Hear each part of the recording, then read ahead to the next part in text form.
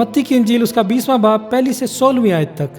کیونکہ آسمان کی بادشاہی اس گھر کے مالک کی مانند ہے جو سویرے نکلا تاکہ اپنے تاکستان میں مزدور لگائے، اور اس نے مزدوروں سے 1 دینار روز ٹھہرا کر انہیں اپنے تاکستان میں بھیج دیا۔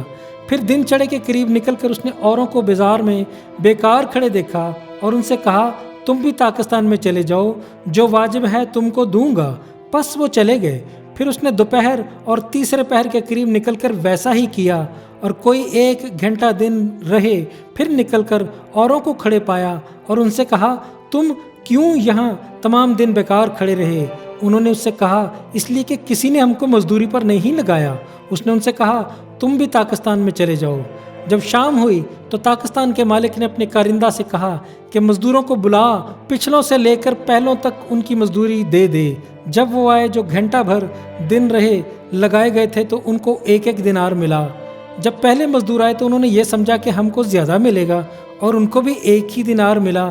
جب ملا تو گھر کے مالک سے یہ کہہ کر شکایت کرنے لگے، ان پچھلوں نے 1 گھنٹہ کام کیا ہے اور تو نے ان کو ہمارے برابر کر دیا جنہوں نے دن بھر کا بوجھ اٹھایا اور سخت دھوپ سہی۔ اس نے جواب دے کر ان میں سے ایک سے کہا، میاں میں تیرے ساتھ بے انصافی نہیں کرتا، کیا تیرا مجھ سے 1 دینار نہیں ٹھہرا تھا؟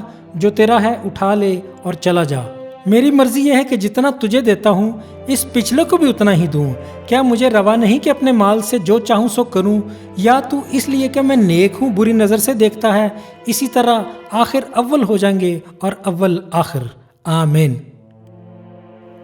عزیز بہن بھائیوں، اس خاص تمثیل میں خدا ہمیں یہ سکھاتا ہے کہ وہ لوگ جو آخرت میں یسوع المسیح سے انعام اور برکت پائیں گے، اس کا ہرگز یہ مطلب نہیں ہوگا کہ اگر کسی یسوع کے خادم نے 50 سال یا 60 سال اور کسی دوسرے نے 10 سال یا 20 سال خدا ان کی خدمت میں گزارے تو اسے زیادہ سال خدمت کرنے والے سے کم اجر ملے گا۔